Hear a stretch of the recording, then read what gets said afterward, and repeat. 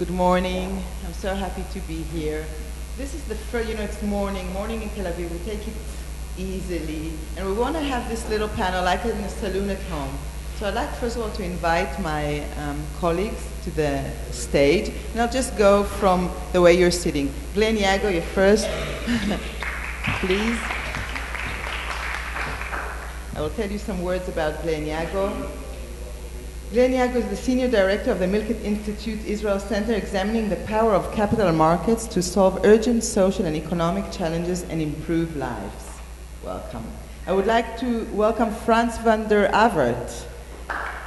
He's been the CEO of Amsterdam Marketing since January 2013, a network that consists of decision makers from the top of the business community, local government, and other promotional organizations. I must tell you a word about him. When I met him first April, half a year ago, I said, somebody is got to be genius. The way he just actually wrapped the whole of Amsterdam under one red type. You will tell everybody something about it later. Even the Van Gogh Museum is wrapped by this. Something special.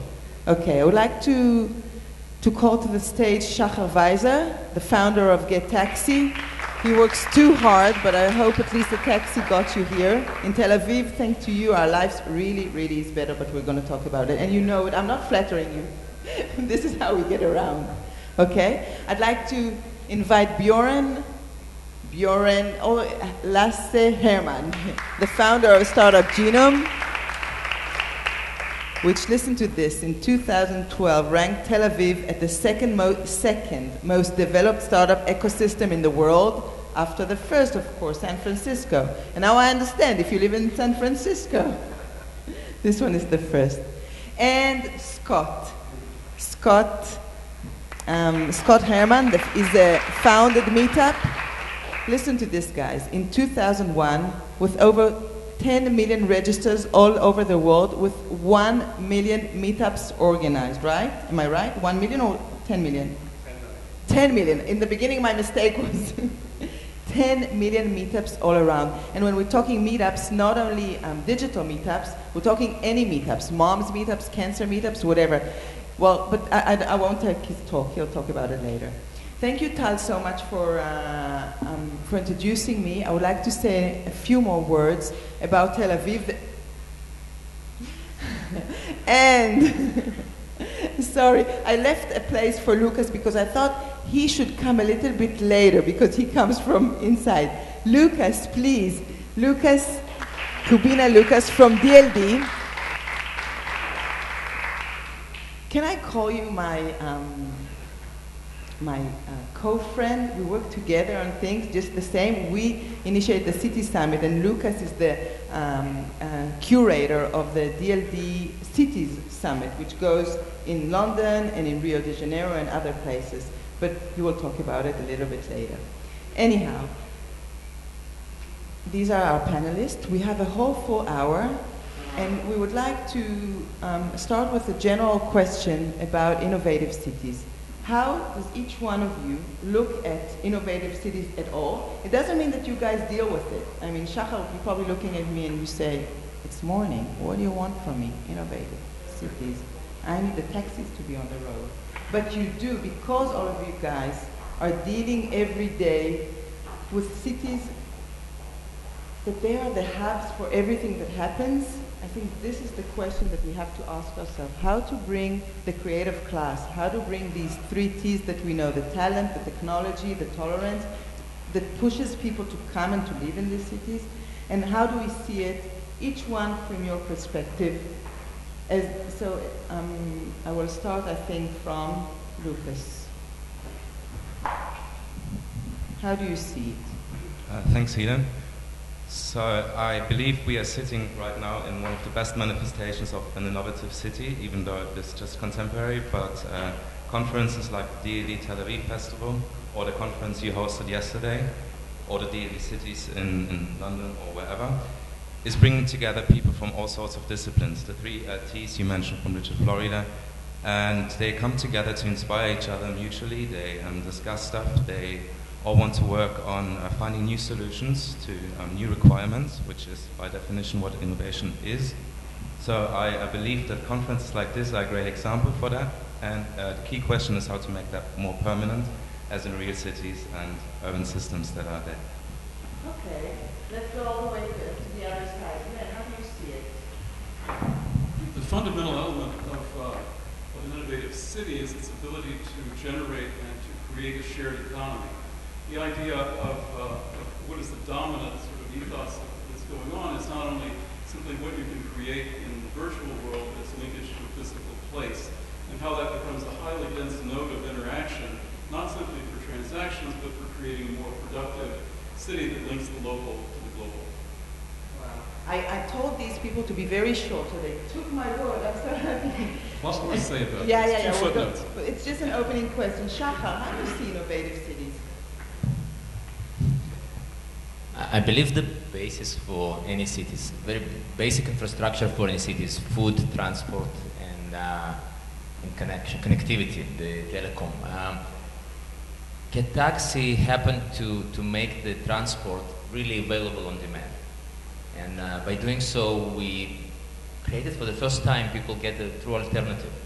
Which cities are you around with, that you have in mind when you're talking to us? Right now we're in 24 cities. We cover London, Moscow, St. Petersburg, all Israel, and now New York. So, Okay. but we see the same dynamics once we provide this alternative for people to use public transportation such as taxis instead of their own private car. That become a true change. Because people using their own cars for freedom, that's the only transport that actually gives you the freedom, but it's not the most efficient one. And you talk about the shared economy, it's exactly the point. You own today the piece of metal, versus get taxi provide the opportunity actually to share the public transport such as taxi without using the parking. The reason taxis are the public transport is because they don't hold with you the 6-8 meter of the parking space. And we make it so available and easy that people start to use it, and the biggest compliment we get is then people start to say, I sold my car, or I don't buy the second car in the family, instead I can use the infrastructure that Get Taxi provides. And that's a big change, because it's such a basic thing for any city is the transport, how you make the public transportation efficient and move people around effectively. Frans, you come from a different angle. You are in charge of Bricks Museum and Van Gogh Museum, and you probably see it. He sees it from the transportation angle, you see it from the culture angle. How do you see innovative cities?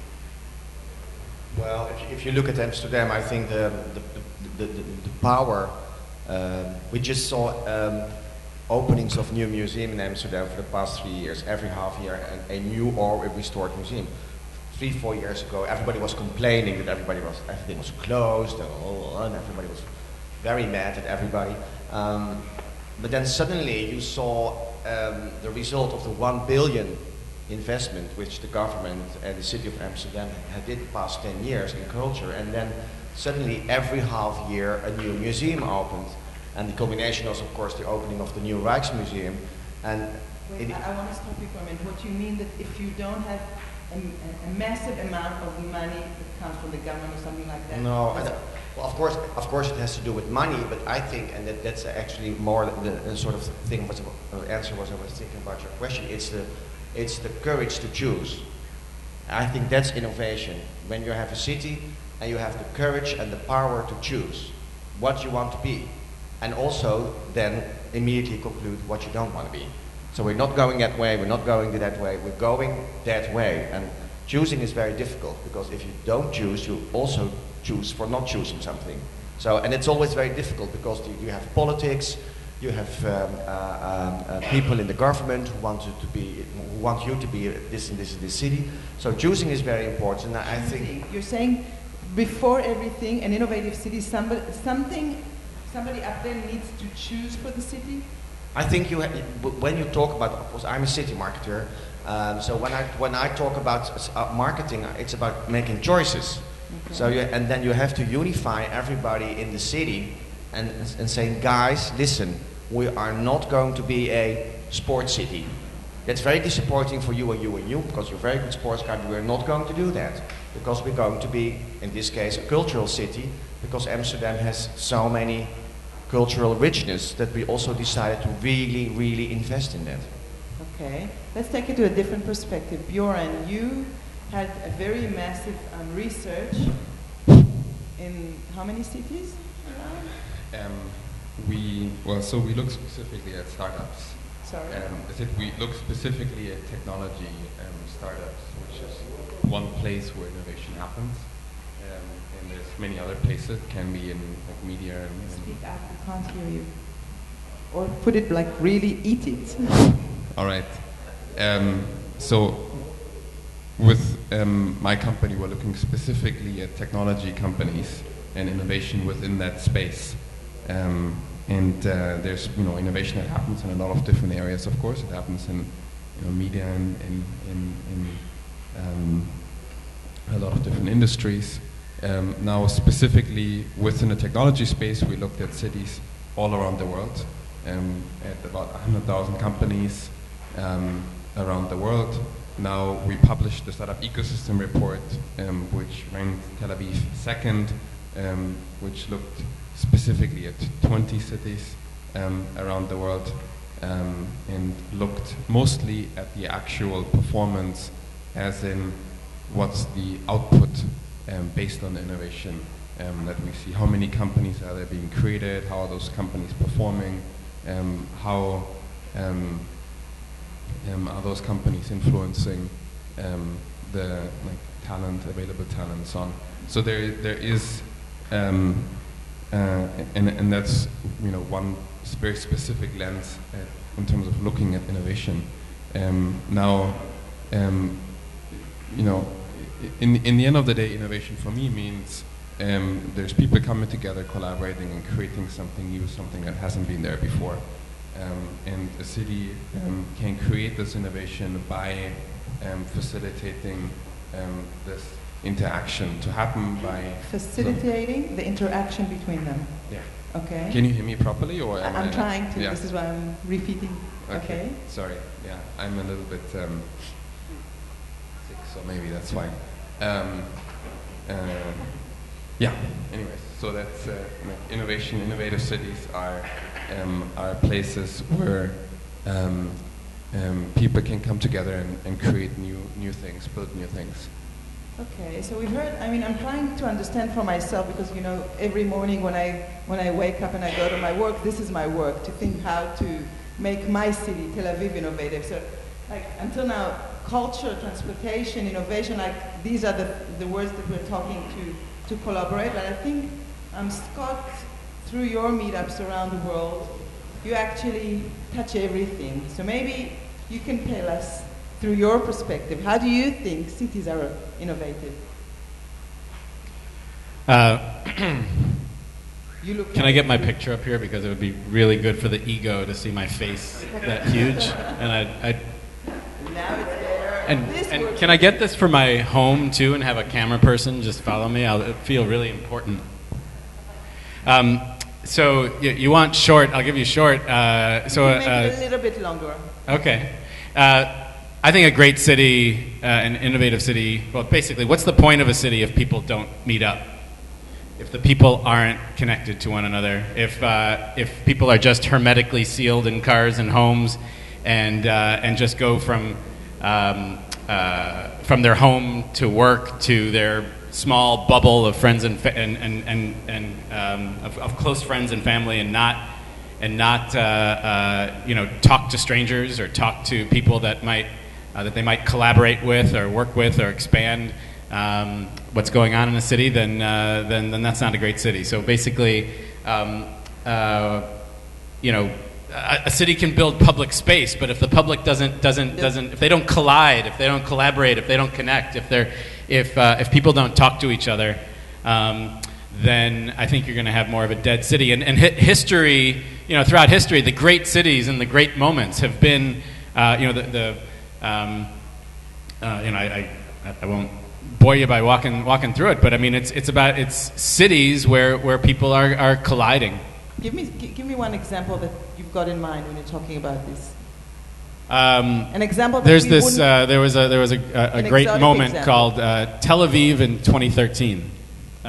Historically speaking, There was so this afternoon. Wait, is it this afternoon or tomorrow afternoon? You've got along Rothschild. I don't even know where that is or what that is. But you've got like a dozen to 2 dozen tech meetups that are all these meetup groups. So for those that aren't aware, I'm run a company called Meetup. Are any of you a member of a Meetup? A few of you. Okay, good. So it's basically just an easy way for people to self-organize local community anywhere about anything, helping people use the internet to get off the internet. And so, for example, in the vast majority of meetups are not tech meetups, are not tech industry meetups. But in Tel Aviv, there are about 100 different tech meetup groups about every different facet of the tech industry. And so today, because that community is organized into these different communities, they're now able to this afternoon, flip a switch and all meet up, along, in one area and have a. So what's the point? What's the value of that? The idea is that when a burgeoning industry actually is connected, when people can collaborate, when they can connect, when they can help each other out, when they can sell with each other and buy from each other and invest in each other and hire each other, it just creates this vibrant. It's a vibrant ecosystem that makes it work. In other words, markets of the past. We need markets. We need to meet each other. Lucas, when we talked before about each one, what makes his own city innovative, and you said that for Munich it's an interesting question. By the way, think some of the people here live in 2-3 cities, so think which city you want to talk about. But Lucas, you're positioned in Munich, right? Yeah. Okay. What makes your city innovative? Well, I believe that Munich these days is a bit of a hidden champion in many ways. It is not on your list, Bjoern, Lasse, I'm sure about that. But at the same time, perhaps we need a Frans to do some more city marketing, because choosing, even though the choices made in Munich are great, it's rather that the city marketing is a bit self-complacent on the one side, and on the other side, there's a lot of attention going towards Berlin, obviously, in Germany.